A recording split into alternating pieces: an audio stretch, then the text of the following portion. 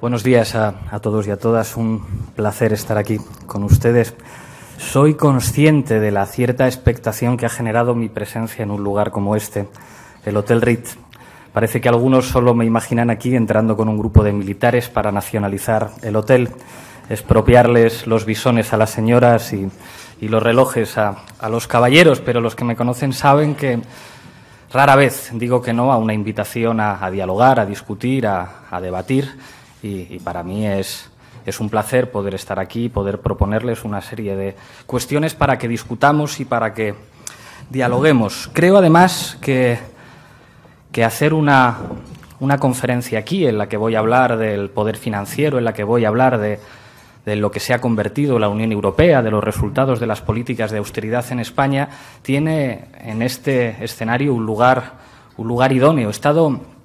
He estado mirando en Internet y he visto que aquí hay habitaciones que cuestan 690 euros, 722 con desayuno, y si se trata de una habitación de lujo, 1.180 euros, al tiempo que, según Infojobs, un ayudante de cocina aquí cobra 1.200 euros. Creo que este hotel es una magnífica representación de las contradicciones sociales que vive Europa del Sur y el lugar, insisto, ideal para hacer una conferencia como esta. Mientras yo hablo desde esta tribuna, seguramente hay periodistas, reporteros, camarógrafos o cámaras de televisión que no llegan a los 1.000 euros al mes, mientras que seguramente hay caballeros cuya ropa cuesta el salario de 3 meses de un trabajador medio en España. Seguramente aquí hay personas con excelentes planes de pensión privados y gente que no va a tener una pensión jamás. Habrá gente aquí que considere que lo que estoy diciendo es un ejercicio de demagogia y de populismo, y otros que estarán sonriéndose para sus adentros porque tenían ganas de escuchar verdades como puños. Así es la política y es ideal encontrar un escenario en el que la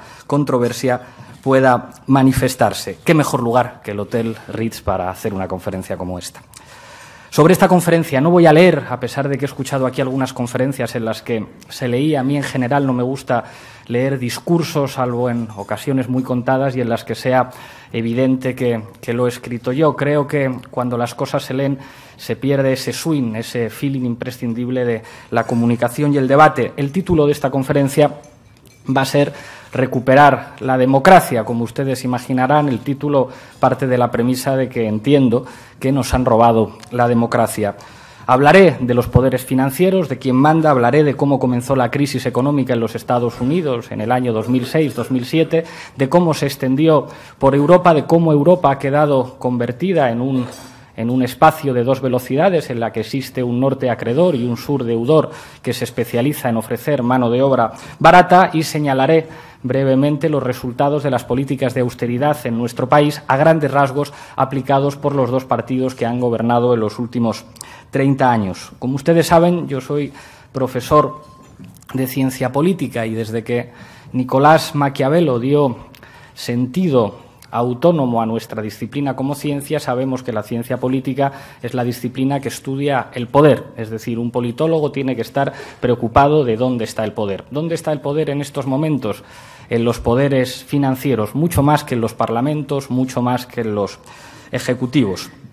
Fíjense, si algo ha demostrado la crisis económica que vivimos desde el año 2007 es que precisamente ese proyecto globalizador que inició en los años 70 situó en la cúspide de la pirámide del poder político global a los poderes financieros, a las finanzas, a los bancos, a esos sectores de la economía que poco a poco, desde el fin del patrón oro, se convirtieron en el, ¿cómo llamarlo?, en el Soviet supremo, para utilizar una expresión seguramente habitual en un espacio como este, del poder político global.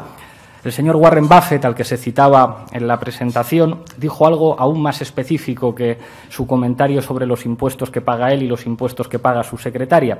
Dijo el señor Warren Buffett: claro que hay lucha de clases, lo que pasa es que va ganando mi clase.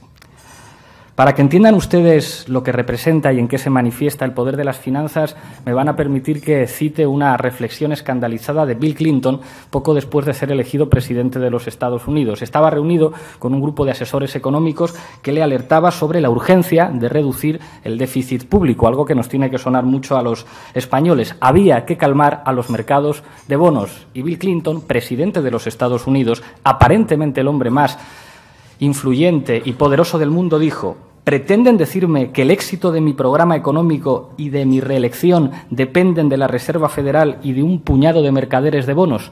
Pues efectivamente, señor Bill Clinton, usted será el presidente de los Estados Unidos, usted será el hombre más poderoso del mundo, pero la viabilidad de su programa económico y de su reelección depende de un puñado de mercaderes de bonos. Esta es la realidad del poder político global.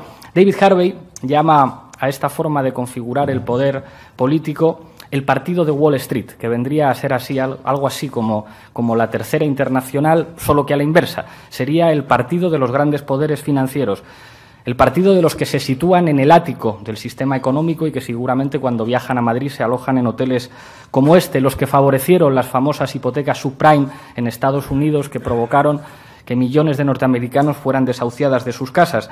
El partido del que fuera secretario del Tesoro y director ejecutivo de Goldman Sachs en Estados Unidos, el señor Henry Paulson, que fue el que recomendó a su presidente inyectar 700.000 millones de dólares en el sistema bancario norteamericano, que después se convertirían en 2 millones.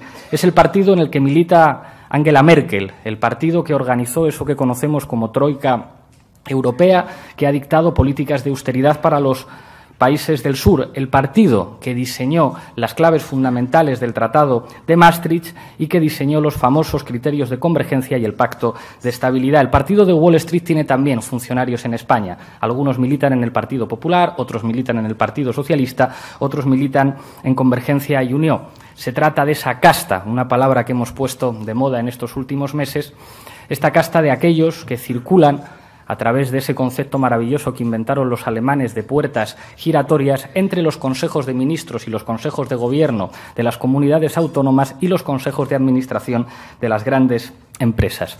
Todo empezó en los Estados Unidos. En 2006 comenzaron a aumentar los desahucios en los barrios humildes. Inicialmente se trataba tan solo de familias de afroamericanos, de migrantes latinoamericanos y de mujeres solteras. No era algo demasiado preocupante hasta que los desahucios empezaron a afectar a familias blancas de clase media. A finales de 2007, más de 2 millones de estadounidenses habían perdido su vivienda y otros 4 estaban a punto de perderla. Esto era el resultado de algo muy concreto, muy específico, el fracaso del sistema bancario. No se habían equivocado los ciudadanos norteamericanos, no se habían equivocado los sindicatos norteamericanos, se habían equivocado los bancos. Las sociedades de crédito hipotecario entraron en quiebra como consecuencia de la caída de los precios en el mercado inmobiliario y como una reacción en cadena se hizo visible que buena parte de los bancos estadounidenses tenían una relación entre activos y pasivos de 1 a 30. ¿Cuál fue la principal consecuencia de esto? Dejaron de prestar a las familias y a la pequeña y a la mediana empresa. Fracasaban los bancos porque la economía ya no se fundamentaba en la producción, sino en las finanzas. Se construyó una mentira oficial que tenía como máxima expresión las agencias de evaluación de los activos financieros, pagadas, paradójicamente, por los propietarios de esos activos financieros que estas agencias tenían que evaluar. Mintieron, dijeron que el modelo era perfectamente sostenible. Mentían las agencias de calificación y mentía también el Fondo Monetario Internacional, que siempre elogió la vitalidad del sistema financiero y que incluso en 2007 se atrevió a decir públicamente que la zona euro estaba preparada para un periodo de crecimiento sostenido. Esto lo dijo en el año 2007 el Fondo Monetario Internacional. Y finalmente el sistema bancario estadounidense colapsó y dejó de cumplir sus funciones como proveedor de crédito a las empresas y a las familias, que es para lo que tiene que servir un sistema financiero. El gobierno de los Estados Unidos, por supuesto, intervino, pero precisamente para ayudar a aquellos que se habían equivocado. Socializaron la deuda de la banca convirtiéndola en deuda nacional. De esta manera, el 25 de septiembre de 2008, el gobierno de Bush, poco antes de la llegada de Obama a la Casa Blanca, anunciaba el plan de rescate que les mencionaba antes de 700.000 millones de dólares, que finalmente costaría 2 billones para hacer frente a los activos tóxicos que habían provocado un problema de liquidez en los bancos. ¿Cómo pudo ocurrir eso? ¿Cómo pudo ocurrir que los ciudadanos norteamericanos tuvieran que pagar las deudas de sus bancos? Pues quizá porque el secretario del Tesoro norteamericano, el señor Henry Paulson, había sido antes el director ejecutivo de Goldman Sachs. En palabras de David Harvey, era como si Wall Street hubiera decidido dar un golpe de Estado contra el gobierno y el pueblo de los Estados Unidos. Se demostró quién mandaba realmente en los Estados Unidos. ¿El presidente? ¿Los ciudadanos norteamericanos? No. mandaba el partido de Wall Street. De esta manera, los contribuyentes estadounidenses regalaron su dinero a Morgan Stanley, a Citigroup, a Goldman Sachs y a otros estafadores del mismo estilo. Algunos pensamos que los estafadores deben estar en la cárcel, otros piensan que hay que rescatarles con dinero público. Al tiempo que ocurría todo esto, el gobierno de los Estados Unidos se negó a extender el subsidio de paro a 800.000 estadounidenses que estaban sin trabajo. Y la crisis después llegó a Europa, al tiempo que el Fondo Monetario Internacional decía que la zona euro estaba preparada para afrontar un maravilloso proceso de crecimiento sostenido. En países del sur, los llamados PIGS, a los países del sur se le añade Irlanda, Portugal, Italia, Grecia y España, millones de personas perdían sus trabajos, se desalojaba de sus casas a las familias y los sistemas de salud y educación pública eran desmantelados mediante programas de austeridad, haciendo pasar a mejor vida eso que en las facultades de ciencias sociales enseñábamos que era el estado del bienestar, igual que en Estados Unidos se desplazó la carga de la crisis de las entidades financieras a los ciudadanos. Y para hacer frente a una deuda nacional sin precedentes, las poblaciones de la europeriferia tuvieron que soportar eso que se llamó políticas de austeridad y recortes de las prestaciones públicas.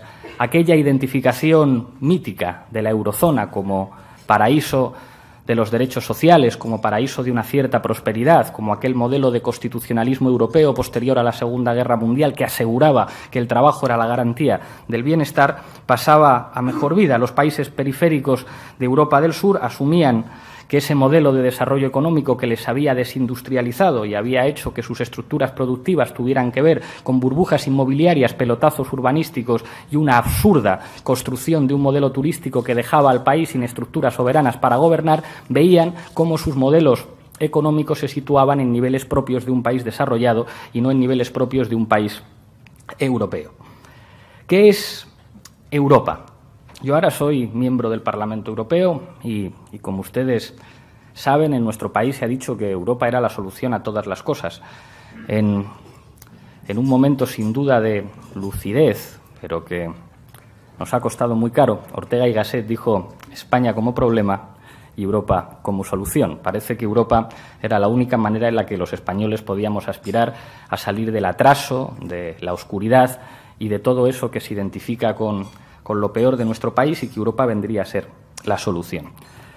Se ha hablado mucho de aquel proyecto federalista de Jean Monnet y otros padres de la construcción política de Europa que estaban muy preocupados por los nacionalismos y por esas dinámicas que habían provocado en Europa millones de muertos y 2 guerras mundiales y nos hicieron creer que la construcción política de Europa tenía que ver con una voluntad pacifista de concordia y de construcción armónica de un futuro para todos los europeos. Por desgracia, la historia política del siglo XX tiene tonalidades más grises. Por desgracia, la historia no es tan utópica, no es tan bonita, no es tan de color de rosas. Hay factores mucho más importantes para entender el nacimiento político de Europa. El primero de ellos es que los Estados Unidos, como es natural, querían construir un espacio de contención ante el que habría de ser su enemigo fundamental en la dinámica de Guerra Fría, la Unión Soviética, y se inventaron una cosa que se llamaba Plan Marshall y que a España no llegó jamás y que sirvió para asegurar un desarrollo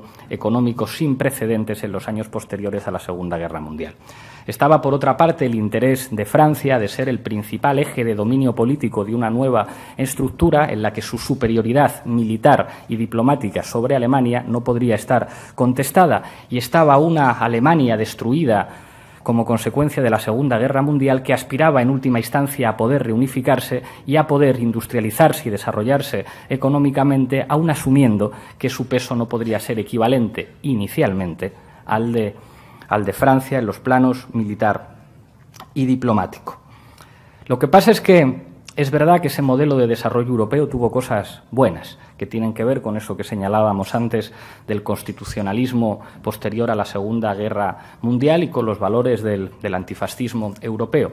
Tenía que ver con ese pacto entre capital y trabajo que aseguraba que aquellos que tuvieran un empleo iban a poder llegar, iban a poder optar a unos estándares mínimos de bienestar social. Y es verdad que en muchos países europeos se normalizaron para buena parte de la población los sistemas educativos, los sistemas de salud y un mejoramiento incuestionable de las condiciones de vida de la clase trabajadora, así como su acceso a los derechos civiles. Tenía que ver en aquellos momentos con el éxito social de un modelo europeo que empezaría a ponerse en cuestión en los años 70. En los años 70, con el fin del patrón oro, con el terreno que sentó las bases para que más tarde Margaret Thatcher en el Reino Unido y Ronald Reagan en los Estados Unidos empezaran a desarrollar un modelo de empoderamiento político del poder financiero sin precedentes, empezó a cuestionar eso que se conocía como economía real y empezó a cuestionar los sistemas de protección social fundamentados en el consumo, fundamentados en eso que el señor Keynes definió como la clave fundamental para el desarrollo y la viabilidad económica de los sistemas de mercado, que eran las políticas de demanda agregada. El desarrollo de ese proceso paulatino de financiarización de la economía y, por lo tanto, ese proceso que situaba a los poderes financieros en la cúspide del poder político, tuvo un empujón definitivo con la desaparición del bloque soviético y la caída del muro de Berlín. La constitucionalización de ese nuevo modelo político de dominio en Europa se llamó Tratado de Maastricht, en el que los Estados entregaban nada menos que su capacidad de decidir la política monetaria, que en las facultades de Ciencias Políticas explicamos que es uno de los elementos cruciales para que un país tenga soberanía, poder decidir su política monetaria, y entregaban esa política monetaria a un Banco Central Europeo no sostenido aparentemente por ningún Estado-nación, aunque poco a poco fuimos supiendo que sí tomaría como referencia a un solo Estado-nación que habría de controlar la política monetaria para todos los países europeos. La Unión Europea construyó una institucionalidad extraña, cuyo único espacio de representación democrática era el Parlamento Europeo, que, como saben ustedes, está completamente vacío de competencias. Las principales decisiones que afectan a la vida de los ciudadanos europeos no se toman en el Parlamento Europeo, sino que se toman en instancias de dudosa legitimidad democrática. Algunos autores, como el señor Perry Anderson, dicen que la estructura institucional europea en estos momentos sería la que le hubiera gustado al señor Hayek. Y, desde luego, las biografías de algunos de los dirigentes europeos son para echarse a temblar. El presidente del Banco Central Europeo es el señor Mario Draghi, representante para Europa de Goldman Sachs, famoso por haber asesorado al señor Lucas Papademos, presidente del Banco Central de Grecia, para maquillar y falsear la contabilidad del Banco Central griego.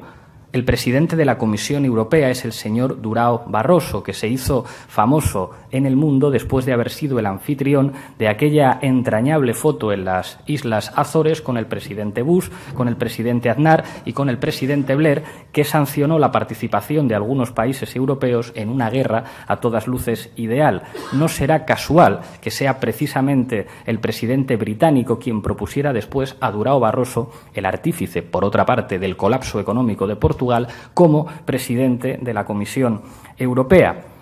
Podemos pensar en el señor Jean-Claude Juncker, que a todas luces parece que va a ser el nuevo presidente de la Comisión. Supongo que ustedes se acordarán de que cuando el señor Papandreou tuvo la terrible idea de someter a referéndum en Grecia las condiciones del rescate a su país, Juncker declaró haberle llamado por teléfono para decirle que eso de someter a referéndum las condiciones del rescate lo consideraba poco leal. Ni Vito Corleone hacía llamadas telefónicas tan explícitas. En fin, parece cuestionable que en estos momentos el problema de España tenga como solución esta institucionalidad europea, en el que tenemos una moneda que no está aparentemente respaldada por ningún Estado, pero que en última instancia trabaja para Alemania. Como ustedes saben, el Banco Central Europeo no financia a los Estados, no compra deuda, pero sin embargo se ofrece créditos en condiciones magníficos a algunos bancos. La Unión Europea sigue teniendo una dependencia militar inaceptable de los Estados Unidos. Como saben ustedes, el territorio de la Unión está repleto de bases militares. Les aseguro que, como patriota, a mí no me gusta que en mi país haya bases militares de otro país. Y da la impresión de que buena parte de los gobiernos europeos del sur se han convertido en, voy a utilizar un concepto de un amigo, Manolo Monereo, que habla de nuevos gobiernos de Vichy. Como ustedes saben, en Vichy existía un gobierno colaboracionista, títere de los intereses alemanes al inicio de la Segunda Guerra Mundial. Daría la impresión de que algunos de los gobiernos del sur de Europa se relacionan con Alemania y con la Troika Europea como si fueran gobiernos de Vichy. Nosotros les llamamos directamente casta. Y nos da la impresión de que han puesto nuestro país en venta, con la precarización y la reducción de los salarios, con una estructura productiva débil y dependiente, con una industria poco significativa y controlada por las multinacionales, con un modelo turístico que recuerda al famoso sistema de Eurovegas que se quería utilizar en esta ciudad, en esta comunidad, para solucionar los problemas de los madrileños, con una agricultura y una pesca con no la suficiente fuerza para garantizar nada en nuestro país, con unos niveles inaceptables de importación de bienes y servicios, con un desastre de ley de costas, con una reforma inaceptable de la administración local y con una destrucción generalizada de los derechos sociales. Lo diré claramente, quienes han gobernado y quienes gobiernan en nuestro país están vendiendo nuestro país, están vendiendo a la patria, están comportándose como un gobierno de Vichy, defendiendo los intereses de poderes exteriores. Cabría preguntarse en este momento qué es lo que habría que hacer. Yo soy de izquierdas, pero creo que el hecho de ser de izquierdas en este momento es poco relevante. Creo que estamos en una situación de excepcionalidad social en los que hace falta medidas de urgencia que todos los españoles que amen a su país tendríamos que defender. Hacen falta simplemente medidas democráticas, medidas de recuperación de la decencia, medidas de recuperación de la dignidad y de la soberanía en una perspectiva de construcción de una Europa distinta, una Europa que proteja a sus ciudadanos, una Europa que proteja los derechos sociales y una Europa que asuma que la soberanía popular es la base de la construcción de la democracia, mientras las decisiones fundamentales las tomen en la pirámide, en la parte más alta de la pirámide del poder financiero y los parlamentos no tengan capacidad de decisión soberana, entonces es muy difícil que haya democracia. Esto no es una afirmación para la galería. No sé si recuerdan ustedes el famoso recurso de inconstitucionalidad del Gobierno español al decreto antidesahucios del Gobierno de Andalucía. Uno de los argumentos que se presentaba era el famoso memorándum de condiciones de rescate a España, donde se decía cualquier medida que una administración pública española tome que pueda entrar en contradicción con los intereses de los poderes financieros tendrá que ser consultada con Europa. La pregunta es, entonces, ¿qué puede hacer un gobierno si no se puede tomar ninguna medida que afecte a los poderes financieros? ¿Dónde está la democracia?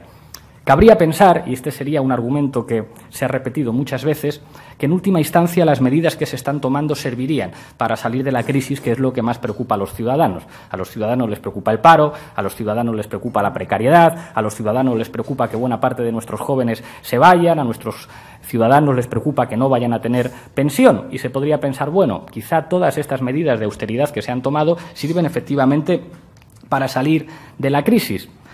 Repasemos a grandes rasgos las medidas que se han tomado. Reducción de los salarios de los trabajadores públicos y favorecer las condiciones a través de dos reformas laborales, una del Partido Socialista y otra del Partido Popular, para reducir el poder adquisitivo de los trabajadores, que se ha reducido un 10% en el último año. Subida de impuestos sobre los bienes de primera necesidad al tiempo que se protege a las grandes fortunas. Como saben ustedes, los técnicos de Hacienda cifran en un 23% del PIB el fraude fiscal en nuestro país.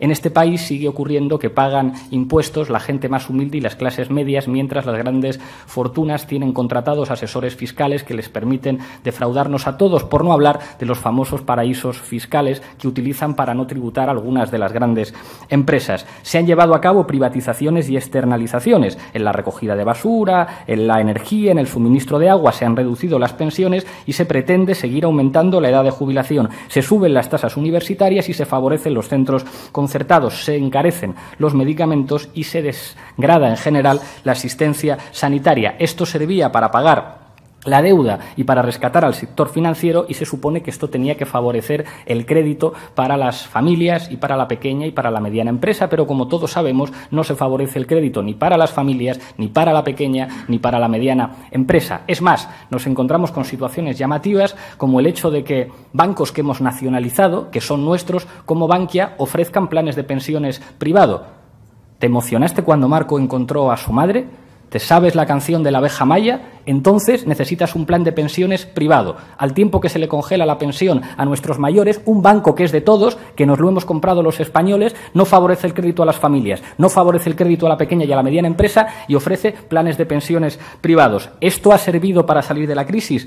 Los datos oficiales dicen que no. Seguimos en niveles de paro escandalosos, se ha producido un descenso de la población activa, se van los extranjeros y se van nuestros jóvenes más preparados, lo cual pone en riesgo la sostenibilidad de nuestro sistema de pensiones. Se producen al mismo tiempo situaciones escandalosas en el que hay niveles altísimos de parados que ya no reciben ninguna prestación. Se reducen las ayudas a los más débiles. Somos el primer país europeo en desigualdad. La pobreza alcanza niveles inimaginables hace unos cuantos años. No lo digo yo, lo dicen los informes de Cáritas y los informes de Intermón Oxfam. Somos subcampeones de Europa en malnutrición infantil. El Ayuntamiento de Barcelona detectaba 2.600 escolares con malnutrición. Al tiempo que todo esto ocurre, al tiempo que estas medidas para sacarnos de la crisis producen una situación que debe avergonzar a cualquier español que ame a su país, nos encontramos con que el número de multimillonarios aumenta el consumo de productos suntuosos, los beneficios de las grandes corporaciones aumentan y siguen existiendo las SICAV, las sociedades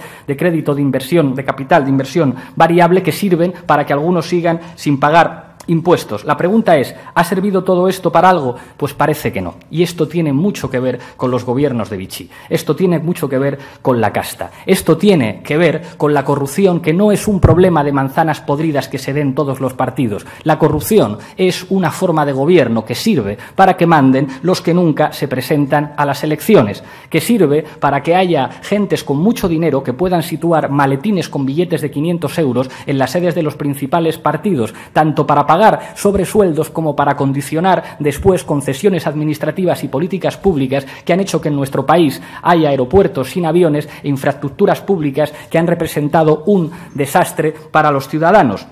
En este país se sigue produciendo esa práctica legal e infame que hace que alguien que haya sido presidente del gobierno o ministro pueda terminar en un consejo de administración de una gran empresa, porque aquí eso de que un exministro o un expresidente trabaje ejerciendo su profesión parece que se ha convertido en un mito. ¿Qué hacer? ¿Qué es lo que haríamos nosotros?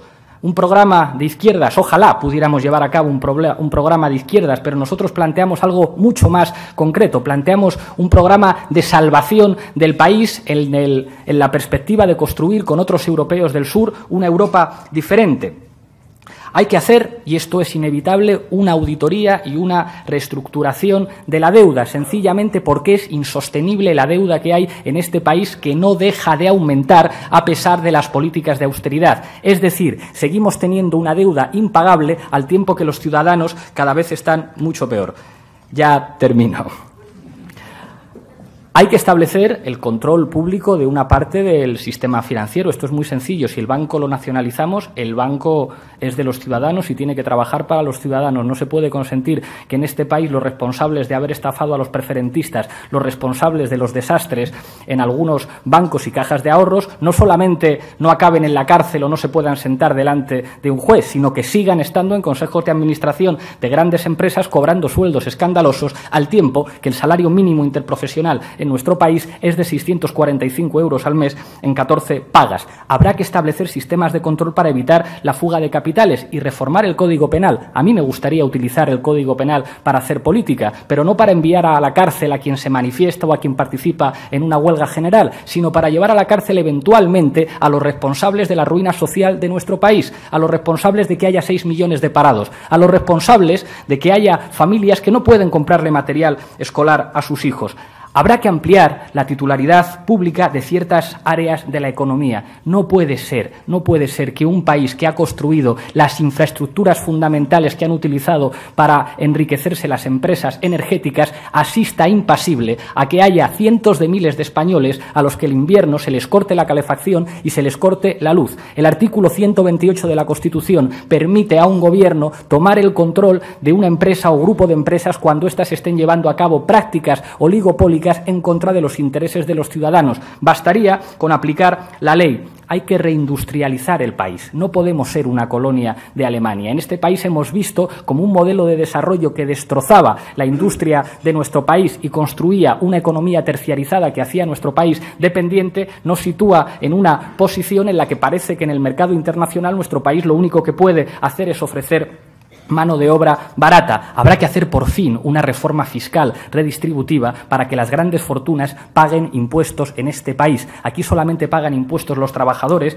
y las clases medias. Habrá, gracias a esa reforma fiscal, que mejorar la sanidad y la vivienda en nuestro país. Habrá que acabar con los desahucios hipotecarios y con los paraísos fiscales. Y para esto hace falta un poco de renovación política. Hace falta gente que esté ocupando las instituciones públicas, que no tenga sueldos de escándalo que le distancien de la población a la que representa. Hará falta gente en las instituciones públicas que no se siente en consejos de administración de grandes empresas. ¿Esto se puede hacer solamente en España? Estoy convencido de que no, pero yo estuve hasta antes de ayer en Grecia, donde pude encontrarme con el que será seguramente el próximo presidente de ese país, Alexis Tsipras, y la situación de su país es muy parecida a la del nuestro. A los europeos del sur nos están humillando, nos están convirtiendo en colonias, nos están quitando la dignidad y han arrancado la soberanía a nuestros países.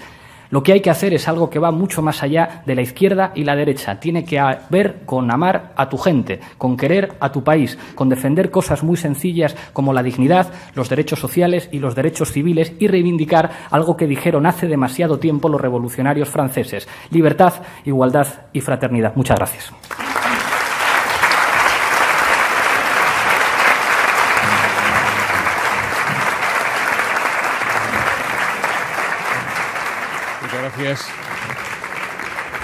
Muchas gracias, Pablo. Pues comenzamos con las preguntas, si te parece bien. Santiago Fuertes dice: se dice que el mérito de Podemos ha sido recoger el voto de los que no votaban y de los desencantados de izquierdas que buscaban una opción para hacer daño a los partidos establecidos y a los poderes fácticos, a la casta, como ustedes denominan. ¿Ese voto de castigo se mantendrá en unas municipales o en unas generales? ¿O en esos casos el elector de izquierda se pondrá los dedos en las narices y optará por el voto útil? También le preguntan: ¿usted cree que los resultados de las europeas pueden extrapolarse? ¿Podemos logrará presentarse en un número significativo de ayuntamientos y autonomías para realmente estar en la política española, ya que Bruselas está muy lejos? Otra pregunta: hoy por hoy Podemos es su propia imagen, la de usted. Su formación accedió a las elecciones con su foto como logo. ¿Dejará usted el Parlamento Europeo para encabezar listas en España en las elecciones del próximo año? Si quiere, yo le repito alguna.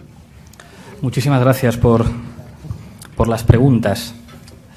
A propósito de la pregunta de si se mantendrá el voto, creo que había muchas premisas establecidas, ¿no? Parecería que el voto a Podemos es un voto frágil, un voto de desencantados, un voto de gente que quiere molestar cuando vota. Llama la atención que se pongan tantos adjetivos calificativos a las preferencias de la gente. Esto es como si yo dijera que el voto al Partido Popular es un aval al señor Bárcenas o un aval a la corrupción. Yo creo que hay que respetar las opciones de los ciudadanos. ¿Se mantendrá? ¿Quién sabe?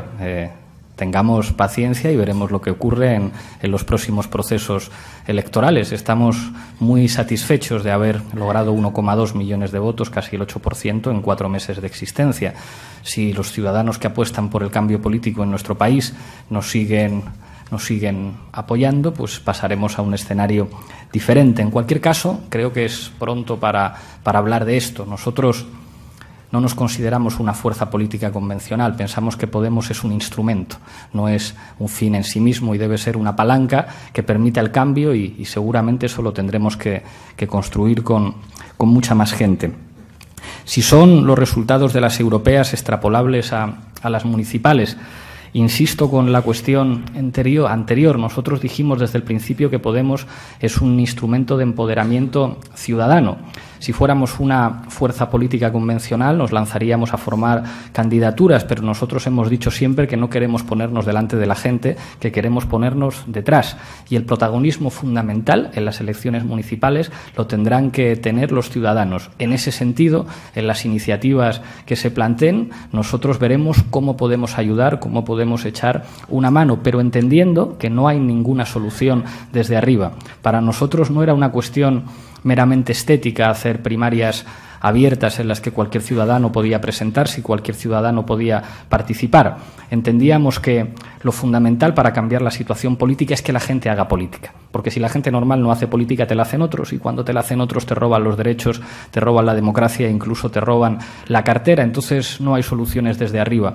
Que nuestra fuerza política participe en las municipales no será algo que yo pueda anunciar en una rueda de prensa, sino el resultado de diferentes expresiones de trabajo y protagonismo de la gente a nivel local.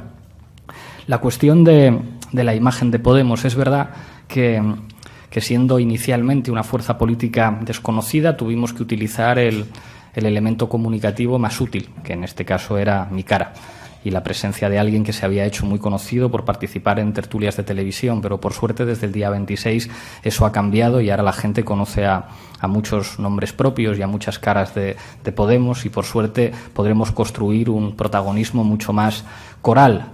Respecto a futuras citas electorales, no toca hablarlo todavía. Pero no descarta usted ser la foto del cabeza de lista.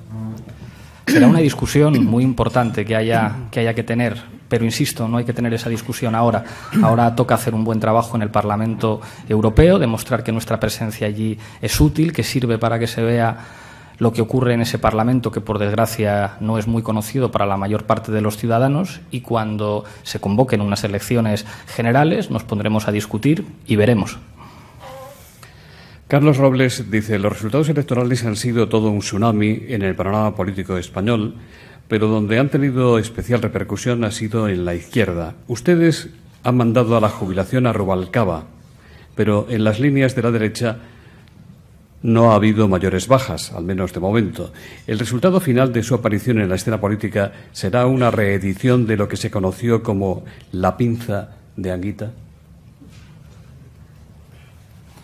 Es una pregunta malvada, pero creo que parte de dos premisas falsas. Ni hubo pinza cuando al señor Julián Guita, al que, como ustedes saben, yo admiro muchísimo, representó una alternativa de cambio en este país, y en estos momentos la situación del Partido Socialista ni mucho menos refleja una situación positiva para el Partido Popular, que ha perdido muchísimos votos. Les recuerdo que una de las consecuencias más llamativas, al menos en términos politológicos, de las elecciones europeas fue que los dos partidos dinásticos de nuestro país no alcanzaron juntos ni siquiera el 50% de los votos. Tanto el Partido Popular como el Partido Socialista se encuentran en una situación particular, digámoslo así. La pinza fundamental la hemos visto en Grecia, donde el Partido Socialista y Nueva Democracia, que es el equivalente al Partido Popular, gobiernan juntos. La hemos visto en Alemania, en esa gran coalición en la que socialistas y conservadores gobiernan juntos. La hemos visto en el Parlamento Europeo, donde buena parte de las mociones el PSOE y el PP las votan juntos. Y creo que si el cambio político sigue avanzando en este país, también lo veremos aquí. A nosotros nos entristece mucho, pero por desgracia, todavía en cuestiones estratégicas, el Partido Popular y el Partido Socialista se parecen mucho. Pactaron la reforma del artículo 135 de la Constitución sin consultar a los ciudadanos. Expresidentes y exministros de ambos partidos acaban en consejos de administración. Ambos hicieron reformas laborales que merecieron la contestación en forma de huelga general de los sindicatos de nuestro país, que estarán ustedes de acuerdo conmigo en que no se caracterizan por un estilo especialmente levantisco. Ambos partidos parece que pactaron en el mes de marzo una abdicación exprés en el que han hecho entrar por la puerta de atrás al nuevo jefe del Estado, en el caso del Partido Socialista prohibiendo incluso la libertad de voto de sus diputados y impidiendo que en una cuestión fundamental para el futuro del país, como es la jefatura del Estado, en un momento de excepcionalidad, la gente pudiera al menos decir su opinión. Parece que para algunos algunos los españoles siguen siendo menores de edad. Creo que la pinza fundamental que atenaza a los españoles es esa que forman Partido Popular y Partido Socialista. A mí me gustaría que no fuera así. Y al próximo secretario general del Partido Socialista le plantearé si tienen algo nuevo que ofrecer, aparte del lifting facial, si estarían dispuestos a hacer una auditoría pública de la deuda, si estarían dispuestos a prohibir las puertas giratorias, si estarían dispuestos a hacer una reforma fiscal para que paguen los ricos, si estarían dispuestos a plantarle cara a la señora Merkel, si estarían dispuestos a decir que la moneda es un instrumento soberano y que si existen bancos centrales tienen que ser para ayudar a los estados y a los ciudadanos, y si es así, la mano tendida. El problema es que, para desgracia de los ciudadanos españoles, hasta el momento, los dos principales partidos políticos de este país han estado de acuerdo en las cuestiones fundamentales que tiene que ver con obedecer a los poderes europeos en las políticas de austeridad, y mientras eso sea así, el cambio político no pasa ni por el Partido Popular ni por el Partido Socialista.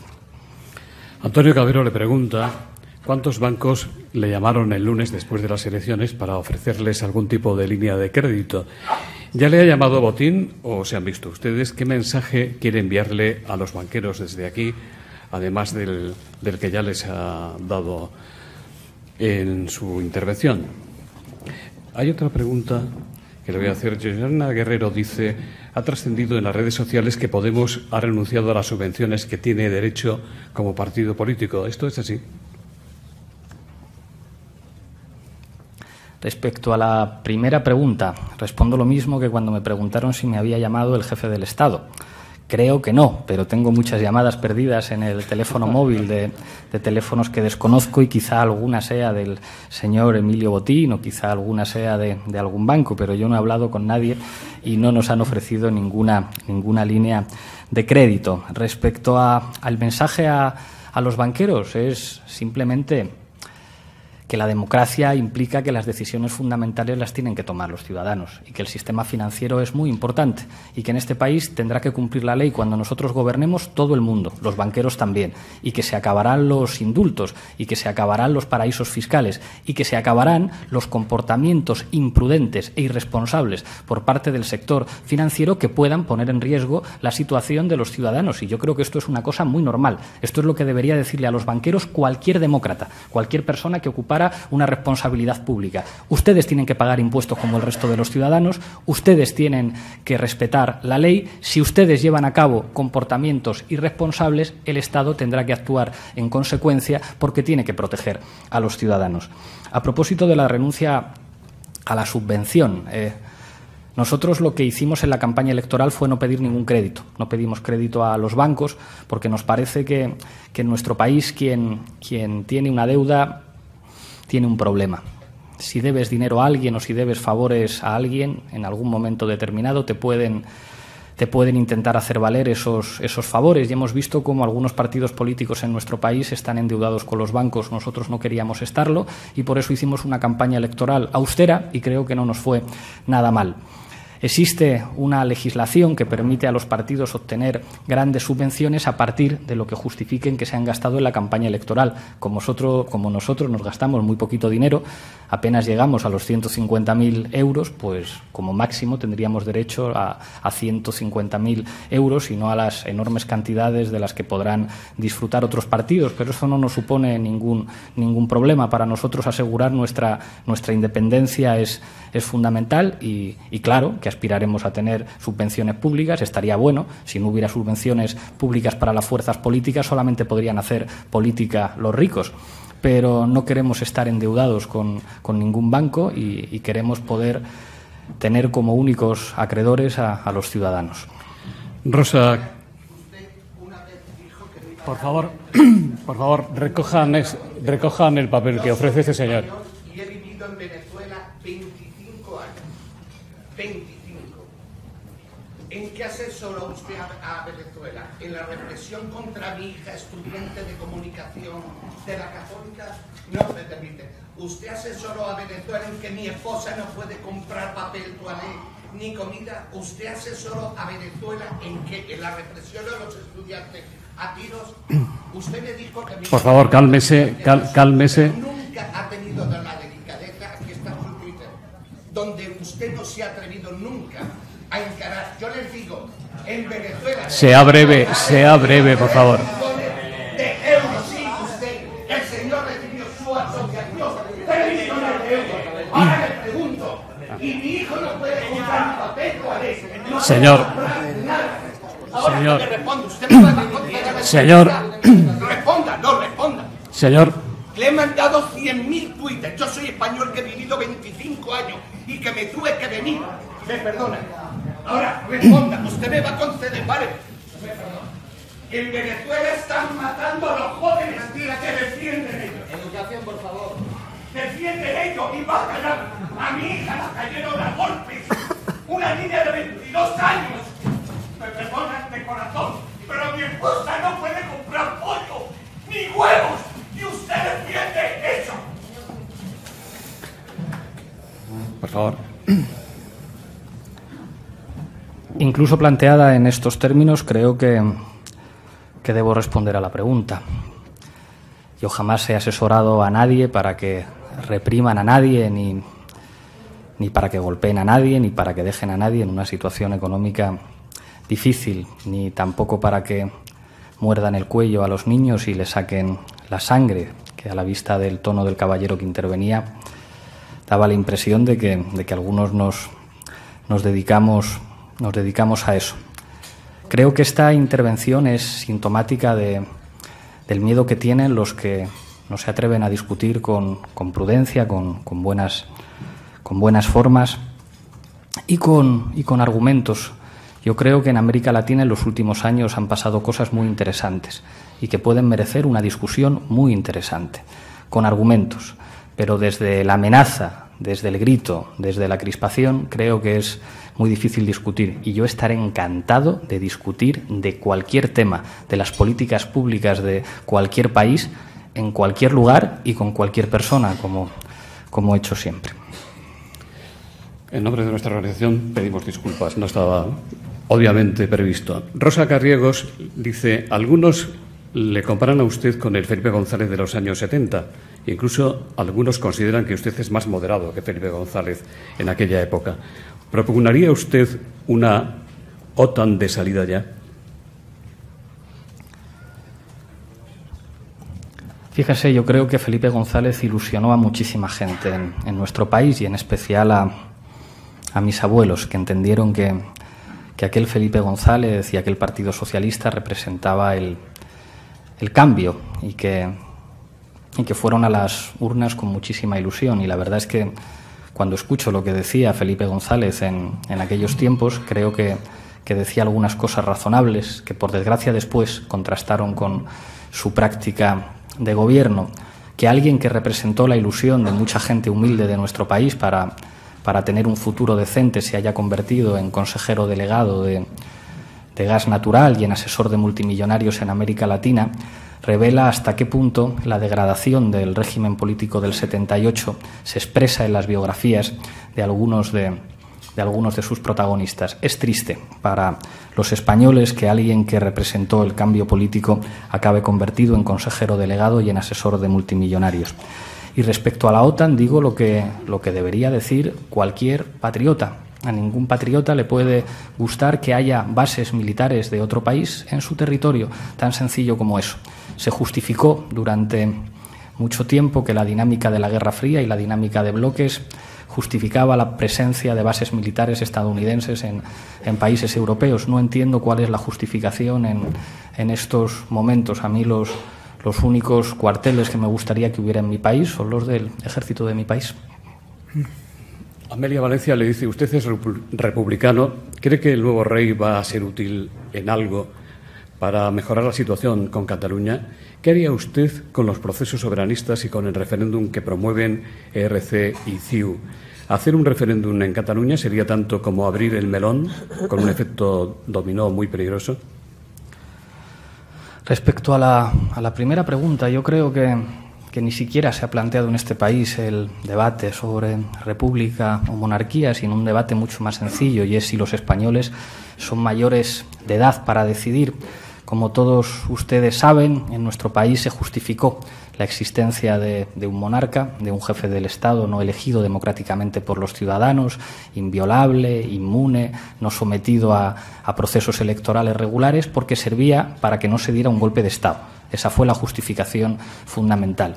Yo entiendo que el debate que se ha planteado en este momento, 35 años después de la Constitución, es de si los españoles ya por fin somos mayores de edad para decidir, para elegir la forma de Estado que queremos. Y no entiendo por qué los dos principales partidos tenían tantos problemas en preguntar a los ciudadanos. Yo no cuestiono la legalidad del proceso de abdicación que se ha planteado, pero creo que en momentos de crisis la altura y la responsabilidad de Estado implica, para los que somos demócratas, algo tan sencillo como asumir la democracia, que es preguntar a la gente.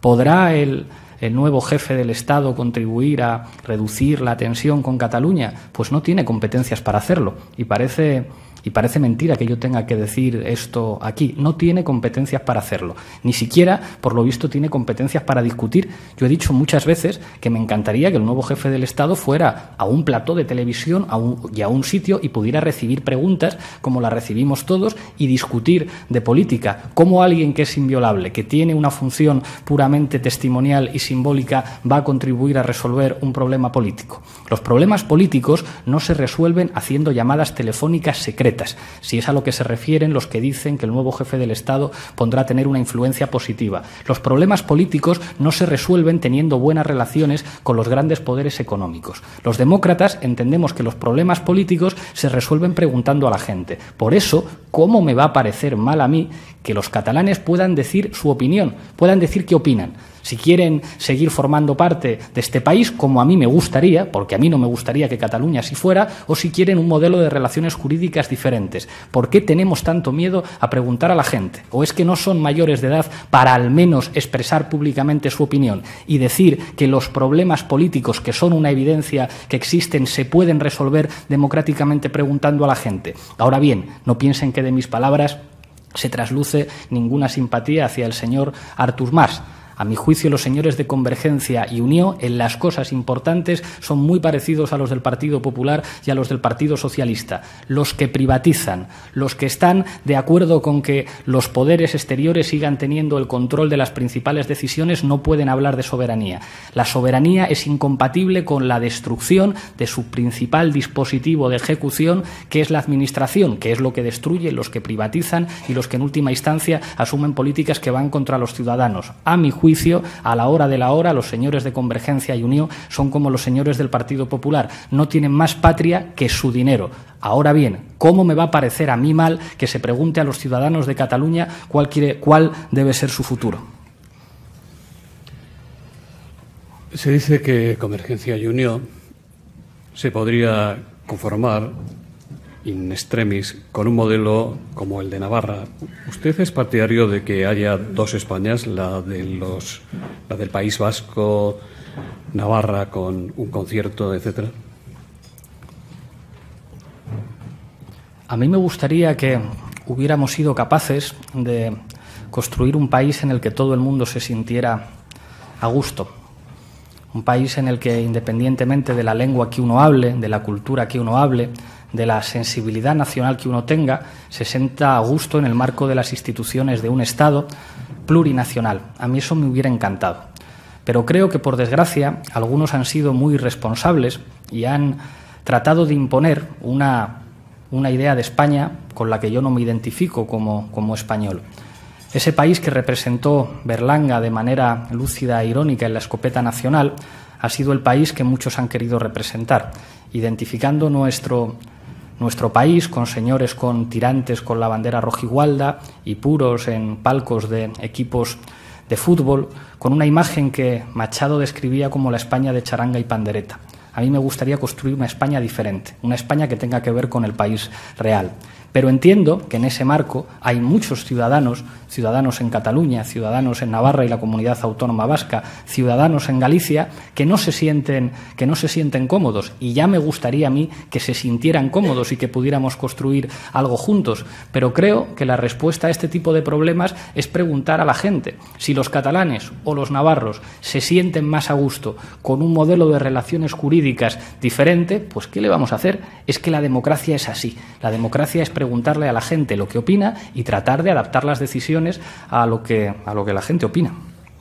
Miguel Folgueira dice, como eurodiputado, ¿qué relato sobre ETA va a llevar a Europa? ¿El de un conflicto como hace ETA o el de una banda asesina? No sé si tendré la oportunidad en Europa de hablar de ETA. Si hablara de ETA, diría que el terrorismo ha producido un enorme dolor en nuestro país. Eso es indudable.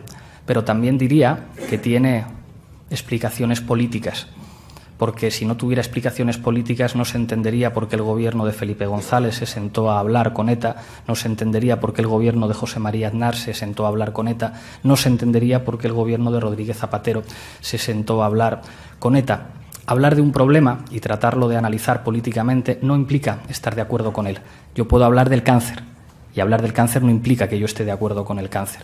Si tuviera que hablar de lo que significó el ejército republicano irlandés en la relación entre Irlanda y el Reino Unido, de lo que significó ETA, teniendo claro mi rechazo y mi condena hacia actos que arrebataron la vida a cientos de personas, trataría de comprender las claves políticas fundamentales, que es, como todos los hombres de Estado de nuestro país han reconocido, la clave para superar los problemas políticos y avanzar hacia soluciones democráticas.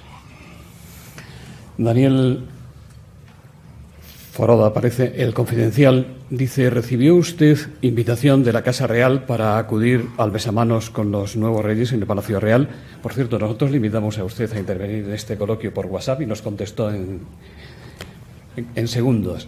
Hay otra pregunta sobre el rey. Ramón Darío Molinari dice, como republicano, ¿qué le parece la celeridad del gobierno para aforar contrarreloj al rey Juan Carlos, conocidos ya por la opinión pública varios asuntos?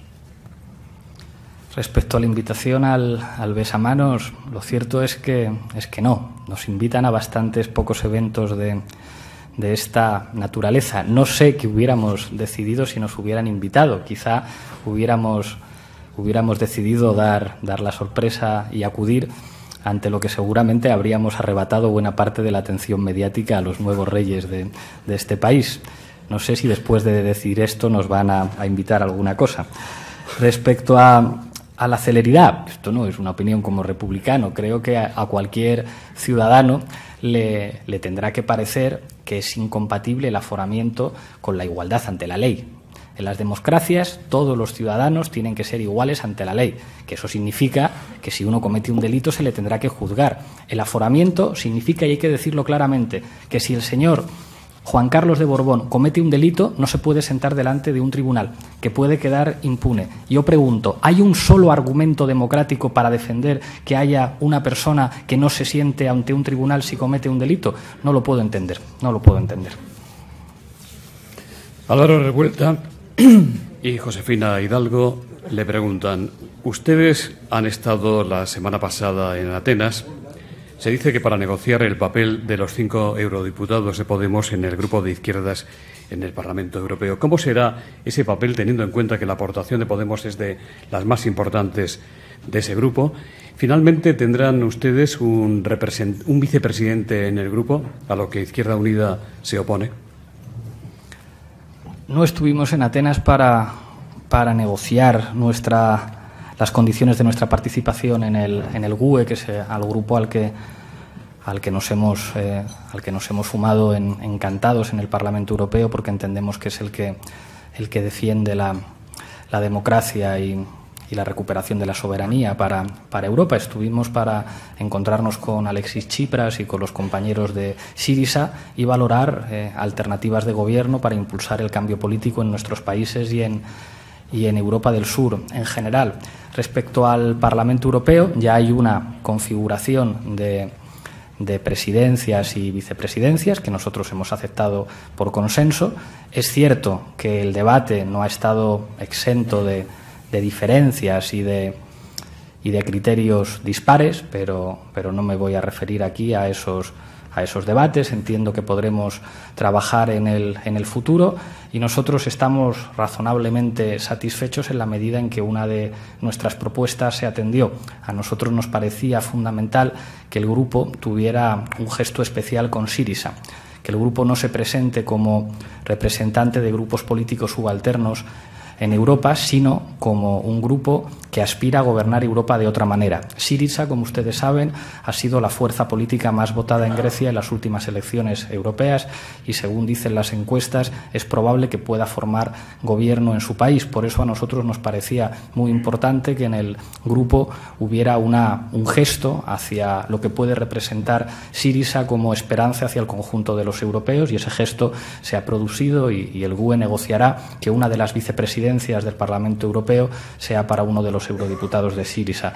Nosotros estamos encantados con ello, participaremos en el grupo. Ahora toca hablar de las comisiones y estamos encantados de estar allí. Que haya diferencias, que haya debates, que podamos tener... ¿En qué comisión le gustaría estar a usted? En la de Exteriores. Eva Luna dice: ¿qué opina de la reforma de la ley del aborto del Gobierno? ¿Debería incluirse la malformación fetal como tercer supuesto? ¿O son partidarios ustedes de reformar más la ley? A este respecto, nosotros somos partidarios de respetar el derecho a decidir de las mujeres. Es terrible que en el año 2014 estemos discutiendo de las mismas cosas que se discutía en los años 70 en nuestro país. La decisión de interrumpir un embarazo no es una decisión fácil para ninguna mujer, pero creo que los países normales, que los países decentes entienden que tienen que proteger el derecho de las mujeres a tomar decisiones sobre su propio cuerpo. La hipocresía moral de aquellos que asumen las situaciones de hecho según las cuales la interrupción de un aborto se convertirá en un privilegio de las señoras que se pueden pagar viajes al extranjero o que pueden pagarse intervenciones privadas nos parece inaceptable. No se reducen las interrupciones de embarazos porque haya legislaciones restrictivas, simplemente se convierten en el privilegio de los que pueden pagar. Nosotros entendemos que el derecho de una mujer a decidir sobre su propio cuerpo tiene que estar protegido por las instituciones públicas y garantizado por la sanidad pública. También le preguntan...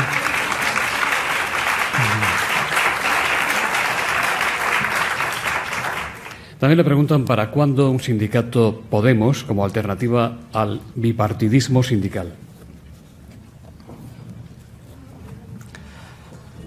Se ha hablado mucho en los últimos tiempos de los sindicatos y hemos visto en algunos de ellos prácticas inaceptables y que son mucho más dolorosas cuando proceden de aquellos que están obligados a defender a los débiles, pero no podemos tirar al bebé junto al agua sucia. El derecho de los trabajadores a organizarse en sindicatos es una de las bases fundamentales de la democracia. No hay democracia sin derecho de huelga, no hay democracia sin derecho de los trabajadores a asociarse. Los sindicatos son los portadores de las conquistas sociales en los últimos 150 años en Europa. Pero nosotros no estamos aquí para dar lecciones a nadie ni para fundar sindicatos, sino para apoyar a todos los trabajadores que se organizan. Lo hagan en comisiones obreras, lo hagan en UGT, lo hagan en CGT o lo hagan en diferentes estructuras sindicales. Nosotros estamos para ponernos detrás de aquellos que pueden contribuir al cambio político y apostar nuestro granito de arena. Seríamos unos imprudentes si dijéramos que vamos a fundar un sindicato. Hay que respetar a la gente que hace sindicalismo, hay que respetar a la gente que trabaja. Terminamos ya con estas preguntas de María del Pozo, de Amnistía Internacional. ¿Qué considera que la Unión Europea debe hacer en relación a Guantánamo, el proceso de paz en Colombia y derechos humanos y libertad de expresión en Rusia? Para terminar, no está nada mal. No está nada mal. Pues creo que en los tres casos la respuesta debe ser muy parecida. La defensa de la Declaración Universal de Derechos Humanos, que hemos visto que es incompatible con con la situación de limbo jurídico que se produce en Guantánamo, que hemos visto que es incompatible con la situación de sistemática violación de derechos humanos en Colombia, donde vemos cómo se sigue asesinando a sindicalistas, y que vemos incompatible con una articulación del poder político en Rusia, que muchas veces es lesiva de los derechos civiles de los ciudadanos, tan sencillo como defender políticas de promoción de la democracia y respeto de la Declaración Universal de los Derechos Humanos. Es triste haber llegado a un punto en el que defender que se aplique la Declaración Universal de Derechos Humanos que han firmado la mayor parte de los países del mundo se haya convertido en algo tan radical. Pues ya para despedir el acto, en nombre de las entidades que hacen posible este foro, Asisa, BT y Red Eléctrica de España, José Castell, de BT, va a despedir el acto. Muchas gracias, José Luis. Este año BT cumple 25 años y es un orgullo constatar que este evento, tras tal vez 15 años, sigue teniendo una gran calidad, tanto por número y calidad de asistentes como por el abanico de ideas presentadas. Muchas gracias a Jaime Atienza por recordar los temas fundamentales. Gracias también a Pablo Iglesias, que comentó que su presencia aquí podía causar controversia. Yo creo que me atrevo a decir que ha causado también claridad, y en un foro lo fundamental es el debate y la claridad. En nombre de los patrocinadores del Fórum Europa, Asisa, Red Eléctrica y BT, agradeceros a todos vuestra presencia y desearos un feliz día. Gracias.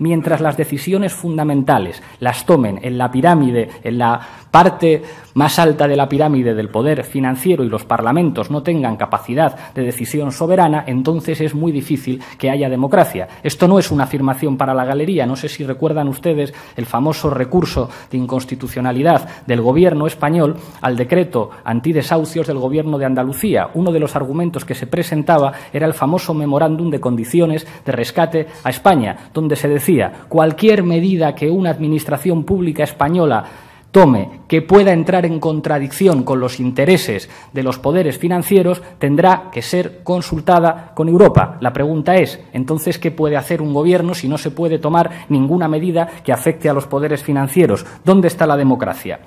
Cabría pensar, y este sería un argumento que se ha repetido muchas veces, que en última instancia las medidas que se están tomando servirían para salir de la crisis, que es lo que más preocupa a los ciudadanos. A los ciudadanos les preocupa el paro, a los ciudadanos les preocupa la precariedad, a los ciudadanos les preocupa que buena parte de nuestros jóvenes se vayan, a nuestros ciudadanos les preocupa que no vayan a tener pensión. Y se podría pensar, bueno, quizá todas estas medidas de austeridad que se han tomado sirven efectivamente para salir de la crisis. Repasemos a grandes rasgos las medidas que se han tomado: reducción de los salarios de los trabajadores públicos y favorecer las condiciones a través de dos reformas laborales, una del Partido Socialista y otra del Partido Popular, para reducir el poder adquisitivo de los trabajadores, que se ha reducido un 10% en el último año. Subida de impuestos sobre los bienes de primera necesidad, al tiempo que se protege a las grandes fortunas. Como saben ustedes, los técnicos de Hacienda cifran en un 23% del PIB el fraude fiscal en nuestro país. En este país sigue ocurriendo que pagan impuestos la gente más humilde y las clases medias, mientras las grandes fortunas tienen contratados asesores fiscales que les permiten defraudarnos a todos, por no hablar de los famosos paraísos fiscales que utilizan para no tributar algunas de las grandes empresas. Se han llevado a cabo privatizaciones y externalizaciones en la recogida de basura, en la energía, en el suministro de agua. Se han reducido las pensiones y se pretende seguir aumentando la edad de jubilación. Se suben las tasas universitarias y se favorecen los centros concertados. Se encarecen los medicamentos y se desgrada en general la asistencia sanitaria. Esto servía para pagar la deuda y para rescatar al sector financiero, y se supone que esto tenía que favorecer el crédito para las familias y para la pequeña y para la mediana empresa, pero como todos sabemos, no se favorece el crédito ni para las familias, ni para la pequeña, ni para la mediana empresa. Es más, nos encontramos con situaciones llamativas como el hecho de que bancos que hemos nacionalizado, que son nuestros, como Bankia, ofrezcan planes de pensiones privado. ¿Te emocionaste cuando Marco encontró a su madre? ¿Te sabes la canción de la abeja maya? Entonces necesitas un plan de pensiones privado. Al tiempo que se pierde ese swing, ese feeling imprescindible de la comunicación y el debate. El título de esta conferencia va a ser Recuperar la democracia. Como ustedes imaginarán, el título parte de la premisa de que entiendo que nos han robado la democracia. Hablaré de los poderes financieros, de quién manda, hablaré de cómo comenzó la crisis económica en los Estados Unidos en el año 2006-2007, de cómo se extendió por Europa, de cómo Europa ha quedado convertida en un espacio de dos velocidades en la que existe un norte acreedor y un sur deudor que se especializa en ofrecer mano de obra barata, y señalaré brevemente los resultados de las políticas de austeridad en nuestro país, a grandes rasgos aplicados por los dos partidos que han gobernado en los últimos 30 años. Como ustedes saben, yo soy profesor de ciencia política y desde que Nicolás Maquiavelo dio sentido autónomo a nuestra disciplina como ciencia, sabemos que la ciencia política es la disciplina que estudia el poder. Es decir, un politólogo tiene que estar preocupado de dónde está el poder. ¿Dónde está el poder en estos momentos?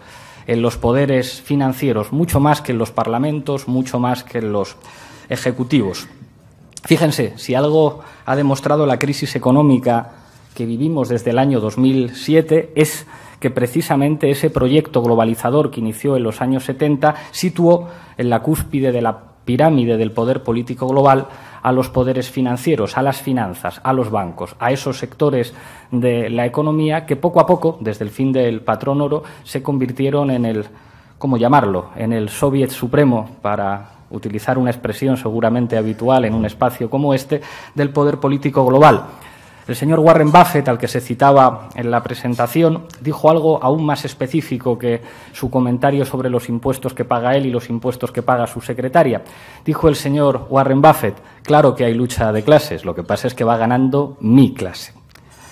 Para que entiendan ustedes lo que representa y en qué se manifiesta el poder de las finanzas, me van a permitir que cite una reflexión escandalizada de Bill Clinton poco después de ser elegido presidente de los Estados Unidos. Estaba reunido con un grupo de asesores económicos que le alertaba sobre la urgencia de reducir el déficit público, algo que nos tiene que sonar mucho a los españoles. Había que calmar a los mercados de bonos. Y Bill Clinton, presidente de los Estados Unidos, aparentemente el hombre más influyente y poderoso del mundo, dijo: ¿pretenden decirme que el éxito de mi programa económico y de mi reelección dependen de la Reserva Federal y de un puñado de mercaderes de bonos?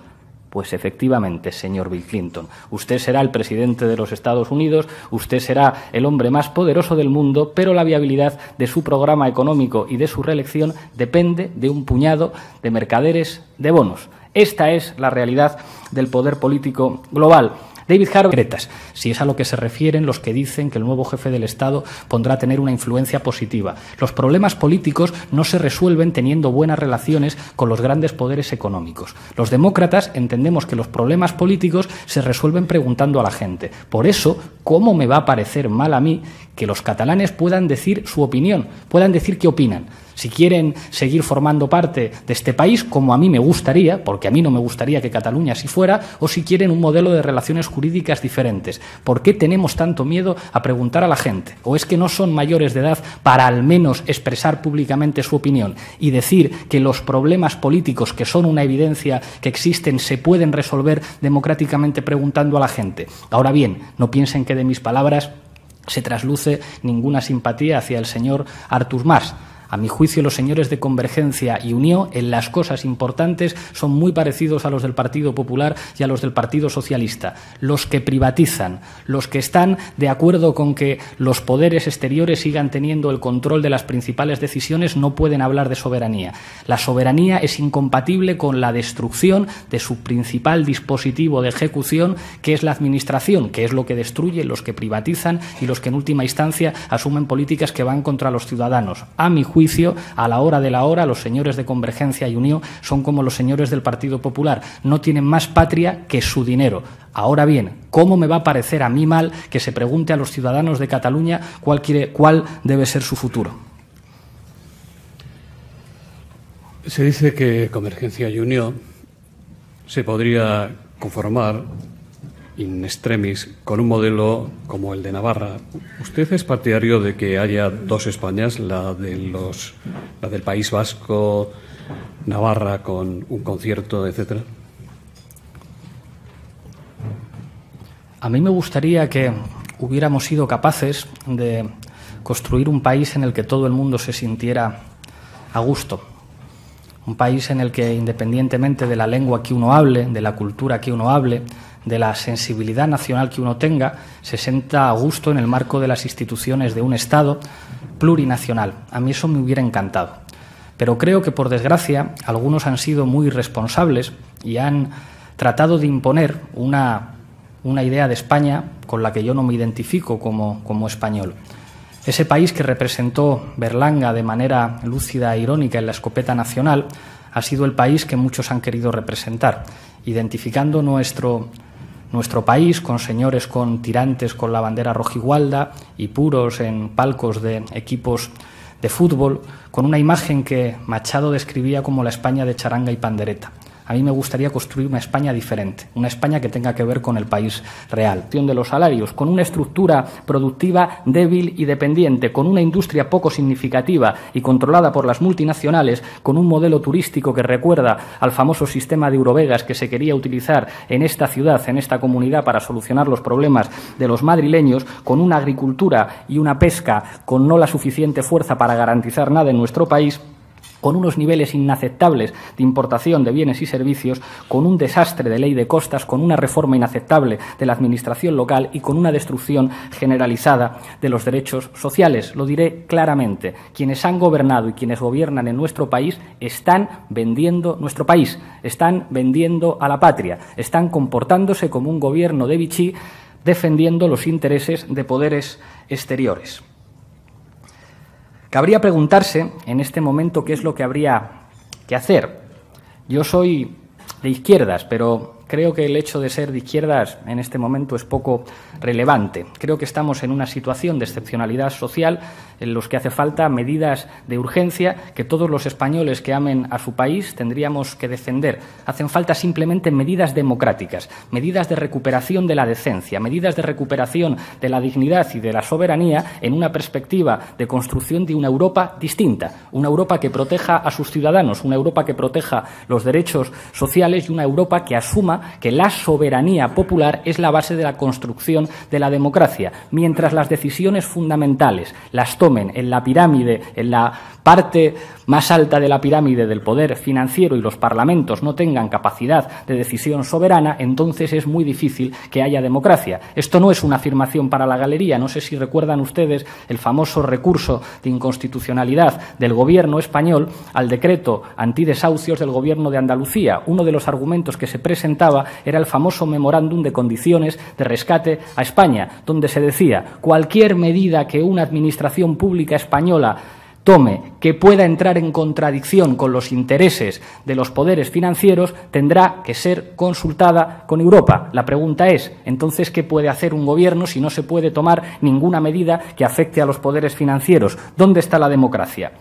Cabría pensar, y este sería un argumento que se ha repetido muchas veces, que en última instancia las medidas que se están tomando servirían para salir de la crisis, que es lo que más preocupa a los ciudadanos. A los ciudadanos les preocupa el paro, a los ciudadanos les preocupa la precariedad, a los ciudadanos les preocupa que buena parte de nuestros jóvenes se vayan, a nuestros ciudadanos les preocupa que no vayan a tener pensión. Y se podría pensar, bueno, quizá todas estas medidas de austeridad que se han tomado sirven efectivamente para salir de la crisis. Repasemos a grandes rasgos las medidas que se han tomado: reducción de los salarios de los trabajadores públicos y favorecer las condiciones a través de dos reformas laborales, una del Partido Socialista y otra de las empresas energéticas. Asista impasible a que haya cientos de miles de españoles a los que el invierno se les corte la calefacción y se les corte la luz. El artículo 128 de la Constitución permite a un gobierno tomar el control de una empresa o grupo de empresas cuando éstas estén llevando a cabo prácticas oligopólicas en contra de los intereses de los ciudadanos. Bastaría con aplicar la ley. Hay que reindustrializar el país. No podemos ser una colonia de Alemania. En este país hemos visto como un modelo de desarrollo que destrozaba la industria de nuestro país y construía una economía terciarizada que hacía nuestro país dependiente, nos sitúa en una posición en la que parece que en el mercado internacional nuestro país lo único que puede hacer es ofrecer mano de obra barata. Habrá que hacer por fin una reforma fiscal redistributiva para que las grandes fortunas paguen impuestos en este país. Aquí solamente pagan impuestos los trabajadores y las clases medias. Habrá, gracias a esa reforma fiscal, que mejorar la sanidad y la vivienda en nuestro país. Habrá que acabar con los desahucios hipotecarios y con los paraísos fiscales. Y para esto hace falta un poco de renovación política. Hace falta gente que esté ocupando las instituciones públicas, que no tenga sueldos de escándalo que le distancien de la población a la que representa. Hará falta gente en las instituciones públicas que no se siente en consejos de administración de grandes empresas. ¿Esto se puede hacer solamente en España? Estoy convencido de que no, pero yo estuve hasta antes de ayer en Grecia, donde pude encontrarme con el que será seguramente el próximo presidente de ese país, Alexis Tsipras, y la situación de su país es muy parecida a la del nuestro. A los europeos del sur nos están humillando, nos están convirtiendo en colonias, nos están quitando la dignidad y han arrancado la soberanía a nuestros países. Lo que hay que hacer es algo que va mucho más allá de la izquierda y la derecha. Tiene que ver con amar a tu gente, con querer a tu país, con defender cosas muy sencillas como la dignidad, los derechos sociales y los derechos civiles y reivindicar algo que dijeron hace demasiado tiempo los revolucionarios franceses: libertad, igualdad y fraternidad. Muchas gracias.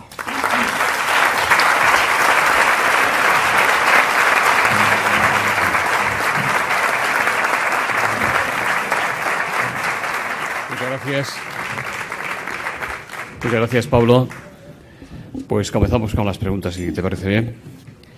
Santiago Fuertes dice: se dice que el mérito de Podemos ha sido recoger el voto de los que no votaban y de los desencantados de izquierdas que buscaban una opción para hacer daño a los partidos establecidos y a los poderes fácticos, a la casta, como ustedes denominan. ¿Ese voto de castigo se mantendrá en unas municipales o en unas generales? ¿O en esos casos el elector de izquierda se pondrá los dedos en las narices y optará por el voto útil? También le preguntan: ¿usted cree que los resultados de las europeas pueden extrapolarse? ¿Podemos lograr la deuda que hay en este país, que no deja de aumentar a pesar de las políticas de austeridad? Es decir, seguimos teniendo una deuda impagable al tiempo que los ciudadanos cada vez están mucho peor. Ya termino.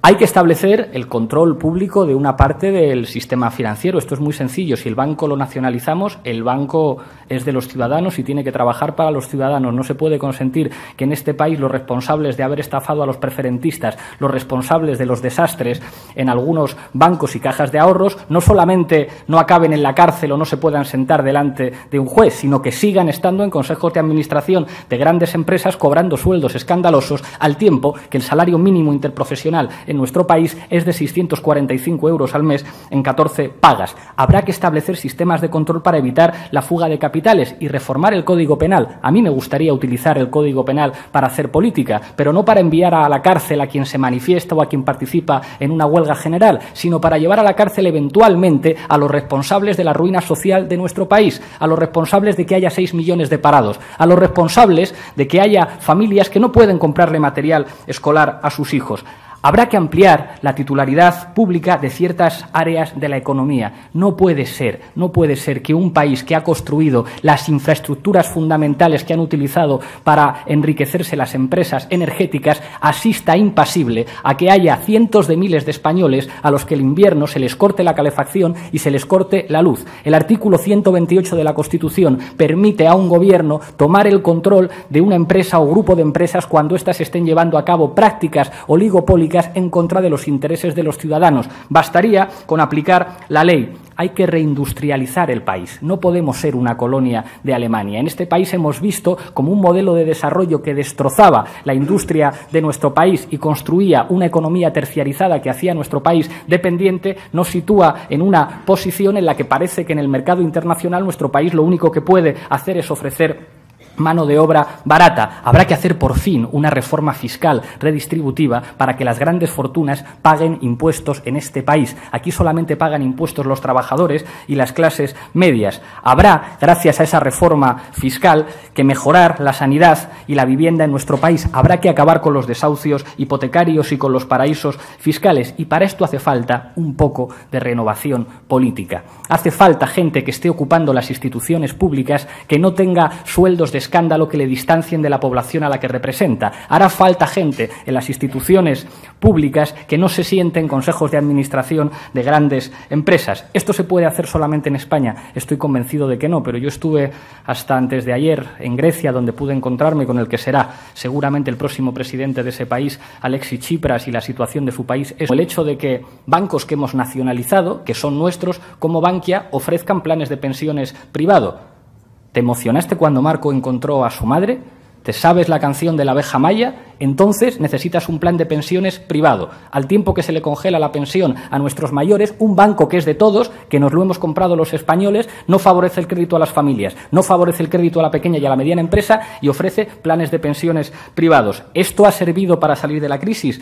Los datos oficiales dicen que no. Seguimos en niveles de paro escandalosos, se ha producido un descenso de la población activa, se van los extranjeros y se van nuestros jóvenes más preparados, lo cual pone en riesgo la sostenibilidad de nuestro sistema de pensiones. Se producen al mismo tiempo situaciones escandalosas en el que hay niveles altísimos de parados que ya no reciben ninguna prestación. Se reducen las ayudas a los más débiles. Somos el primer país europeo en desigualdad. La pobreza alcanza niveles inimaginables hace unos cuantos años. No lo digo yo, lo dicen los informes de Cáritas y los informes de Intermón Oxfam. Somos subcampeones de Europa en malnutrición infantil. El Ayuntamiento de Barcelona detectaba 2.600 escolares con malnutrición. Al tiempo que todo esto ocurre, al tiempo que estas medidas para sacarnos de la crisis producen una situación que debe avergonzar a cualquier español que ame a su país, nos encontramos con que el número de multimillonarios aumenta el consumo de productos suntuosos, los beneficios de las grandes corporaciones aumentan y siguen existiendo las SICAV, las sociedades de crédito de inversión, de capital, de inversión variable, que sirven para que algunos sigan sin pagar impuestos. La pregunta es, ¿ha servido todo esto para algo? Pues parece que no. Y esto tiene mucho que ver con los gobiernos de Vichy. Esto tiene mucho que ver con la casta. Esto tiene que ver con la corrupción, que no es un problema de manzanas podridas que se den todos los partidos. La corrupción es una forma de gobierno que sirve para que manden los que nunca se presentan a las elecciones, que sirve para que haya gentes con mucho dinero que puedan situar maletines con billetes de 500 euros en las sedes de los principales partidos, tanto para pagar sobresueldos como para condicionar después concesiones administrativas y políticas públicas que han hecho que en nuestro país haya aeropuertos sin aviones e infraestructuras públicas que han representado un desastre para los ciudadanos. En este país se sigue produciendo esa práctica legal e infame que hace que alguien que haya sido presidente del gobierno o ministro pueda terminar en un consejo de administración de una gran empresa, porque aquí eso de que un exministro o un expresidente trabaje ejerciendo su profesión parece que se ha convertido en un mito. ¿Qué hacer? ¿Qué es lo que haríamos nosotros? Un programa de izquierdas, ojalá pudiéramos llevar a cabo un programa de izquierdas, pero nosotros planteamos algo mucho más concreto. Planteamos un programa de salvación del país en la perspectiva de construir con otros europeos del sur una Europa diferente, de su principal dispositivo de ejecución, que es la administración, que es lo que destruye, los que privatizan y los que en última instancia asumen políticas que van contra los ciudadanos. A mi juicio, a la hora de la hora, los señores de Convergencia y Unió son como los señores del Partido Popular, no tienen más patria que su dinero. Ahora bien, ¿cómo me va a parecer a mí mal que se pregunte a los ciudadanos de Cataluña cuál debe ser su futuro? Se dice que Convergencia y Unió se podría conformar in extremis con un modelo como el de Navarra. ¿Usted es partidario de que haya dos Españas, la del País Vasco, Navarra, con un concierto, etcétera? A mí me gustaría que hubiéramos sido capaces de construir un país en el que todo el mundo se sintiera a gusto. Un país en el que, independientemente de la lengua que uno hable, de la cultura que uno hable, de la sensibilidad nacional que uno tenga, se sienta a gusto en el marco de las instituciones de un Estado plurinacional. A mí eso me hubiera encantado. Pero creo que, por desgracia, algunos han sido muy irresponsables y han tratado de imponer una idea de España con la que yo no me identifico como español. Ese país que representó Berlanga de manera lúcida e irónica en la escopeta nacional ha sido el país que muchos han querido representar, identificando nuestro nuestro país, con señores con tirantes con la bandera rojigualda y puros en palcos de equipos de fútbol, con una imagen que Machado describía como la España de charanga y pandereta. A mí me gustaría construir una España diferente, una España que tenga que ver con el país real. Pero entiendo que en ese marco hay muchos ciudadanos en Cataluña, ciudadanos en Navarra y la Comunidad Autónoma Vasca, ciudadanos en Galicia, que no se sienten cómodos. Y ya me gustaría a mí que se sintieran cómodos y que pudiéramos construir algo juntos. Pero creo que la respuesta a este tipo de problemas es preguntar a la gente si los catalanes o los navarros se sienten más a gusto con un modelo de relaciones jurídicas diferente. Pues ¿qué le vamos a hacer? Es que la democracia es así. La democracia es preguntarle a la gente lo que opina y tratar de adaptar las decisiones a lo que la gente opina. Miguel Folgueira dice, como eurodiputado, ¿qué relato sobre ETA va a llevar a Europa? ¿El de un conflicto como hace ETA o el de una banda asesina? No sé si tendré la oportunidad en Europa de hablar de ETA. Si hablara de ETA, diría que el terrorismo ha producido un enorme dolor en nuestro país. Eso es indudable. Pero también diría que tiene explicaciones políticas, porque si no tuviera explicaciones políticas no se entendería por qué el gobierno de Felipe González... Están matando a los jóvenes que defienden ellos. Educación, por favor. Defienden ellos y bajan a mi hija, la cayeron a golpes. Una niña de 22 años. Me perdonan de corazón, pero mi esposa no puede comprar pollo ni huevos y usted defiende eso. Por favor. Incluso planteada en estos términos, creo que debo responder a la pregunta.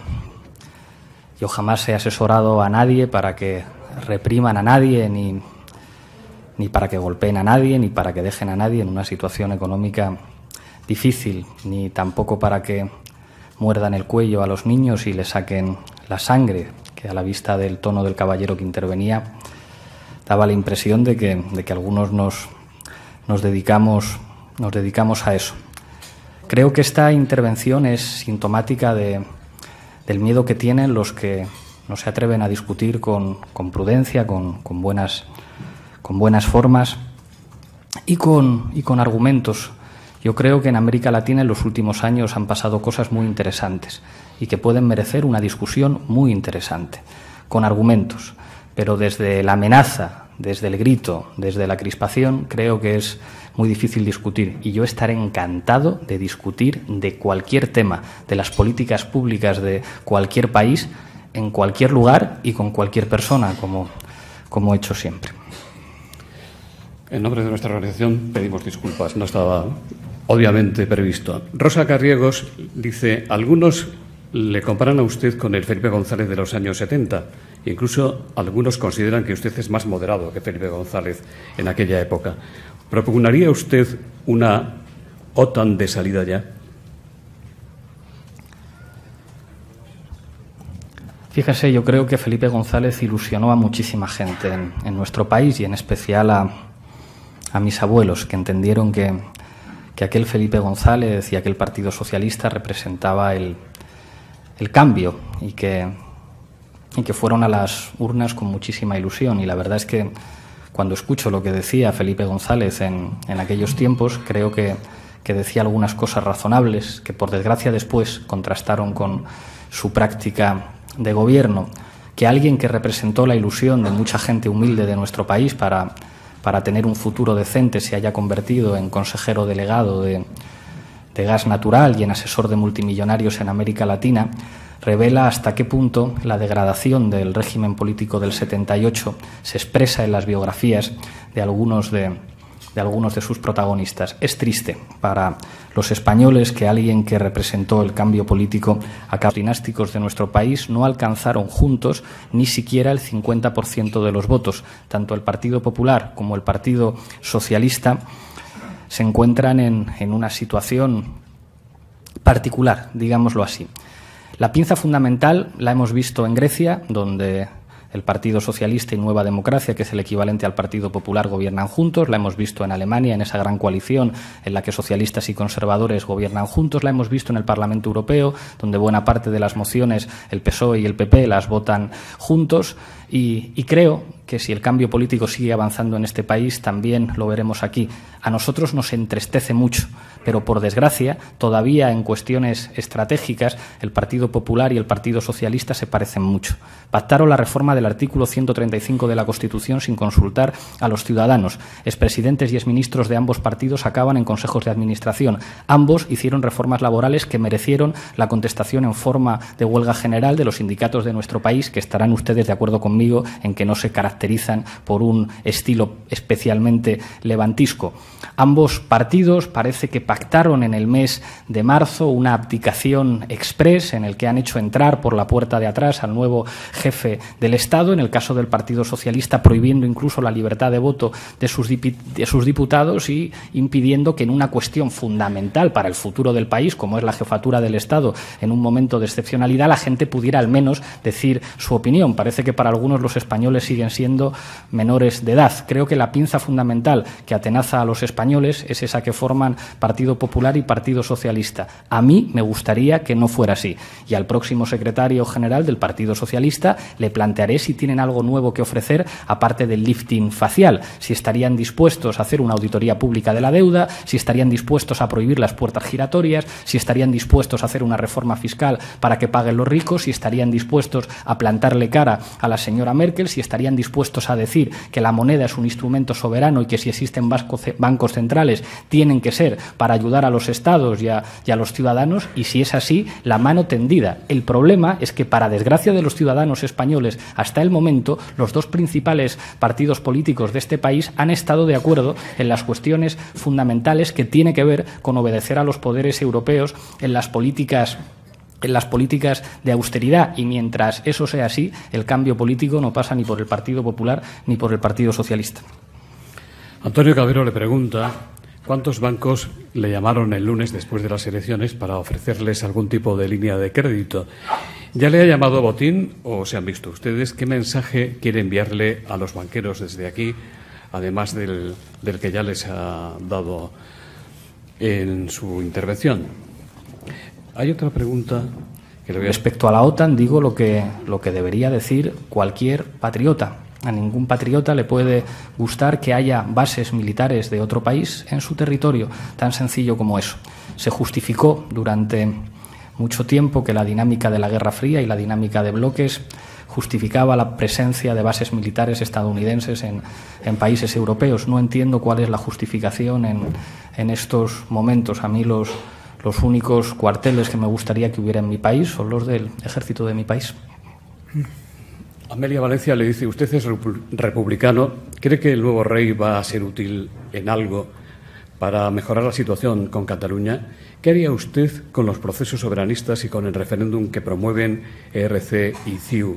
¿Hacer un referéndum en Cataluña sería tanto como abrir el melón, con un efecto dominó muy peligroso? Respecto a la primera pregunta, yo creo que ni siquiera se ha planteado en este país el debate sobre república o monarquía, sino un debate mucho más sencillo, y es si los españoles son mayores de edad para decidir. Como todos ustedes saben, en nuestro país se justificó la existencia de un monarca, de un jefe del Estado no elegido democráticamente por los ciudadanos, inviolable, inmune, no sometido a procesos electorales regulares, porque servía para que no se diera un golpe de Estado. Esa fue la justificación fundamental. Yo entiendo que el debate que se ha planteado en este momento, 35 años después de la Constitución, es de si los españoles ya por fin somos mayores de edad para decidir, para elegir la forma de Estado que queremos. Y no entiendo por qué los dos principales partidos tenían tantos problemas en preguntar a los ciudadanos. Yo no cuestiono la legalidad del proceso de abdicación que se ha planteado, pero creo que en momentos de crisis la altura y la responsabilidad de Estado implica, para los que somos demócratas, algo tan sencillo como asumir la democracia, que es preguntar a la gente.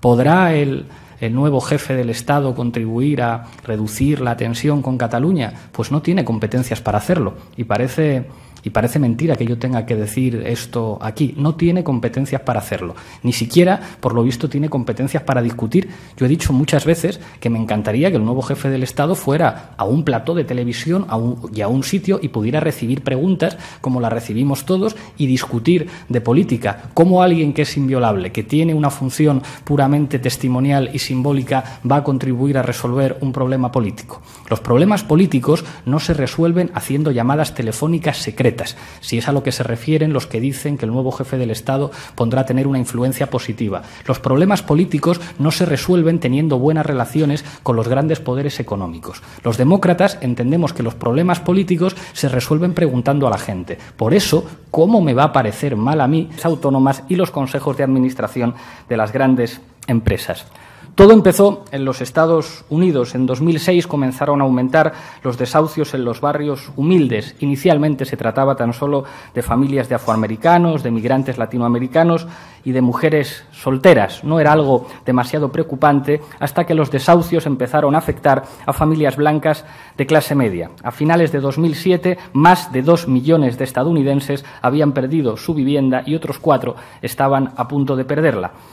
Esto era el resultado de algo muy concreto, muy específico, el fracaso del sistema bancario. No se habían equivocado los ciudadanos norteamericanos, no se habían equivocado los sindicatos norteamericanos, se habían equivocado los bancos. Las sociedades de crédito hipotecario entraron en quiebra como consecuencia de la caída de los precios en el mercado inmobiliario y como una reacción en cadena se hizo visible que buena parte de los bancos estadounidenses tenían una relación entre activos y pasivos de 1 a 30.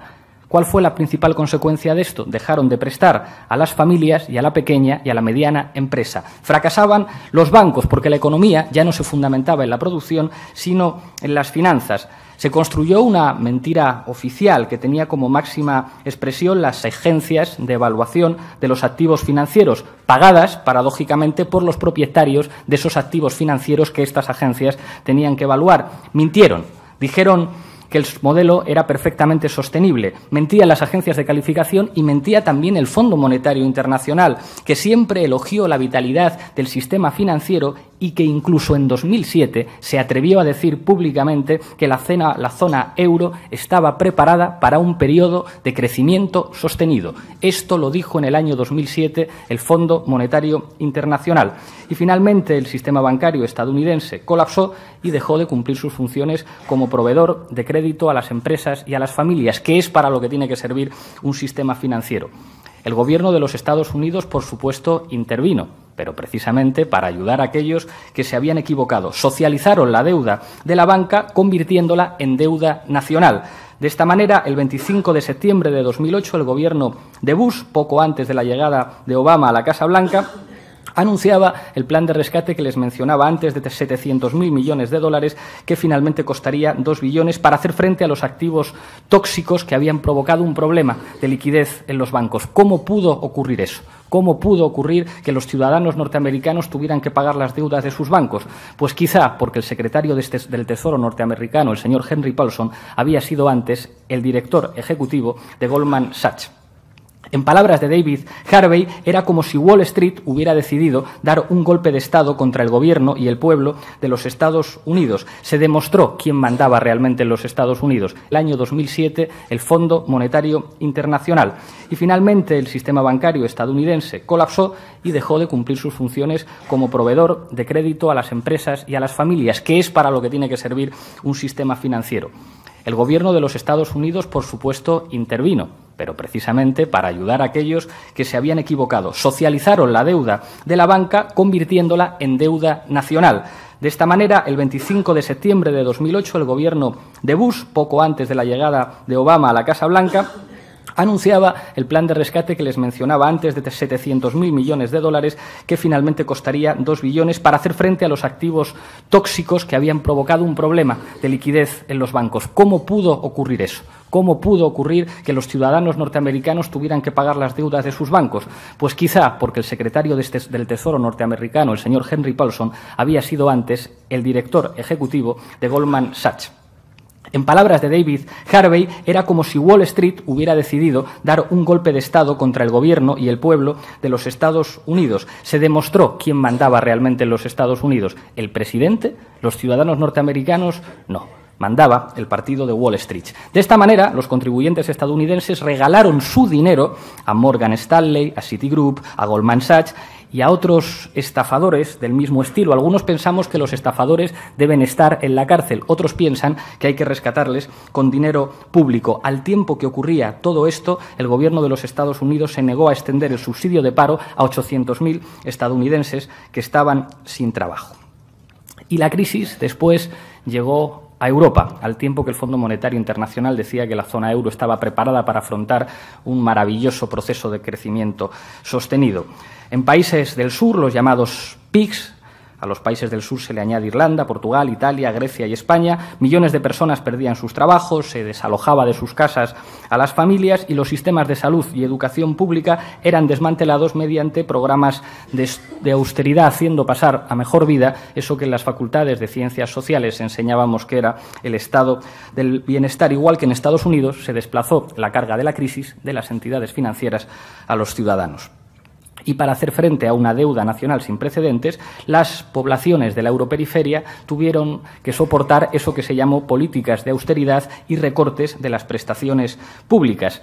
Aquella identificación mítica de la eurozona como paraíso de los derechos sociales, como paraíso de una cierta prosperidad, como aquel modelo de constitucionalismo europeo posterior a la Segunda Guerra Mundial que aseguraba que el trabajo era la garantía del bienestar, pasaba a mejor vida. Los países periféricos de Europa del Sur asumían que ese modelo de desarrollo económico que les había desindustrializado y había hecho que sus estructuras productivas tuvieran que ver con burbujas inmobiliarias, como ustedes saben, el Banco Central Europeo no financia a los estados, no compra deuda, pero sin embargo se ofrece créditos en condiciones magníficos a algunos bancos. La Unión Europea sigue teniendo una dependencia militar inaceptable de los Estados Unidos. Como saben ustedes, el territorio de la Unión está repleto de bases militares. Les aseguro que como patriota a mí no me gusta que en mi país haya bases militares de otro país.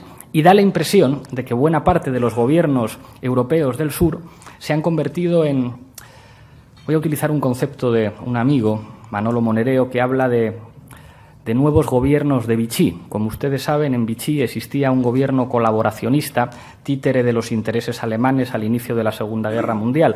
Daría la impresión de que algunos de los gobiernos del sur de Europa se relacionan con Alemania y con la troika europea como si fueran gobiernos de Vichy. Nosotros les llamamos directamente casta. Y nos da la impresión de que han puesto nuestro país en venta, con la precarización y la reducción de los salarios, con una estructura productiva débil y dependiente, con una industria poco significativa y controlada por las multinacionales, con un modelo turístico que recuerda al famoso sistema de Eurovegas que se quería utilizar en esta ciudad, en esta comunidad, para solucionar los problemas de los madrileños, con una agricultura y una pesca con no la suficiente fuerza para garantizar nada en nuestro país, con unos niveles inaceptables de importación de bienes y servicios, con un desastre de ley de costas, con una reforma inaceptable de la administración local y con una destrucción generalizada de los derechos sociales. Lo diré claramente, quienes han gobernado y quienes gobiernan en nuestro país están vendiendo nuestro país, están vendiendo a la patria, están comportándose como un gobierno de Vichy defendiendo los intereses de poderes exteriores. Cabría preguntarse en este momento qué es lo que habría que hacer. Yo soy de izquierdas, pero creo que el hecho de ser de izquierdas en este momento es poco relevante. Creo que estamos en una situación de excepcionalidad social en los que hace falta medidas de urgencia que todos los españoles que amen a su país tendríamos que defender. Hacen falta simplemente medidas democráticas, medidas de recuperación de la decencia, medidas de recuperación de la dignidad y de la soberanía en una perspectiva de construcción de una Europa distinta, una Europa que proteja a sus ciudadanos, una Europa que proteja los derechos sociales y una Europa que asuma que la soberanía popular es la base de la construcción de la democracia, mientras las decisiones fundamentales las tomen en la pirámide, en la parte más alta de la pirámide del poder financiero y los parlamentos no tengan capacidad de decisión soberana, entonces es muy difícil que haya democracia. Esto no es una afirmación para la galería. No sé si recuerdan ustedes el famoso recurso de inconstitucionalidad del gobierno español al decreto antidesahucios del gobierno de Andalucía. Uno de los argumentos que se presentaba presentaba era el famoso memorándum de condiciones de rescate. Costaría 2 billones para hacer frente a los activos tóxicos que habían provocado un problema de liquidez en los bancos. ¿Cómo pudo ocurrir eso? ¿Cómo pudo ocurrir que los ciudadanos norteamericanos tuvieran que pagar las deudas de sus bancos? Pues quizá porque el secretario del Tesoro norteamericano, el señor Henry Paulson, había sido antes el director ejecutivo de Goldman Sachs. En palabras de David Harvey, era como si Wall Street hubiera decidido dar un golpe de Estado contra el gobierno y el pueblo de los Estados Unidos. Se demostró quién mandaba realmente en los Estados Unidos. ¿El presidente? ¿Los ciudadanos norteamericanos? No. Mandaba el partido de Wall Street. De esta manera, los contribuyentes estadounidenses regalaron su dinero a Morgan Stanley, a Citigroup, a Goldman Sachs y a otros estafadores del mismo estilo. Algunos pensamos que los estafadores deben estar en la cárcel, otros piensan que hay que rescatarles con dinero público. Al tiempo que ocurría todo esto, el gobierno de los Estados Unidos se negó a extender el subsidio de paro a 800.000 estadounidenses que estaban sin trabajo.